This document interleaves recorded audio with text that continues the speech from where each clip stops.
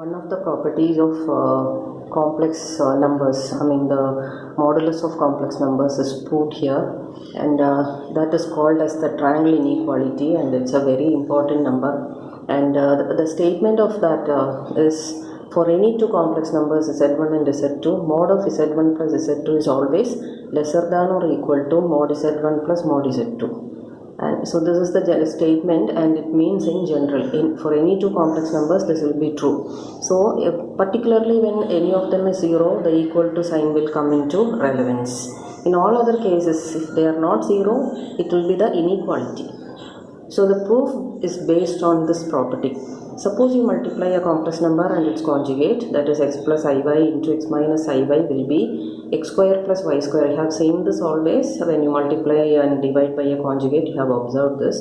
So x square plus y square is nothing but the square of the modulus. So z bar is always equal to mod z the whole square. So when I am trying to find mod of z1 plus z2, I start the procedure with the z1 plus z2 modulus the whole square. Square of the modulus is equal to product of the complex number and its conjugate. So z1 plus z2 is to be multiplied by conjugate of z1 plus z2. And this bracket is expanded as z1 bar plus z2 bar according to the property of conjugates. And now I am removing this bracket by multiplying term wise. So I get 4 terms. 2 of them are z1 z1 bar and z2 z2 bar.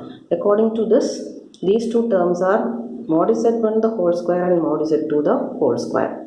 And the other two terms are ordinary terms with one look.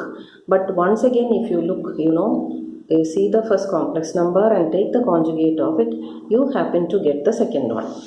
So the second complex number is written as conjugate of the first. So in the case of these two numbers, you see that it's z plus z bar. And what is z plus z bar? Z plus z bar is twice x. The iy terms will cancel twice x. X is called the real z. So instead of the sum of these two, I am writing it as twice real part of the complex number z1 z2 bar.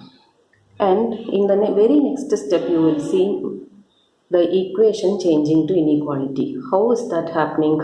You see, instead of real part, I have brought the modulus.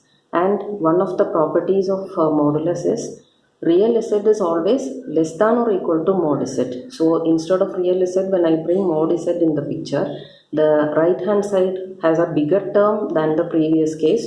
So the equation changes to inequality. So the left hand side is less than or equal to mod z1 square plus mod z2 square plus twice mod of z1 z2 bar.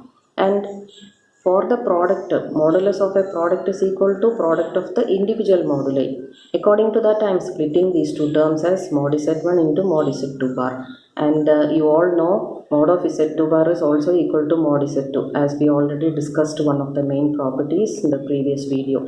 So now you have the equation mod of z1 plus z2 the whole square is equal to mod z1 square plus mod z2 square plus twice mod z1 into mod z2. This is of the form a square plus b square plus 2ab, which can be written as a plus b the whole square.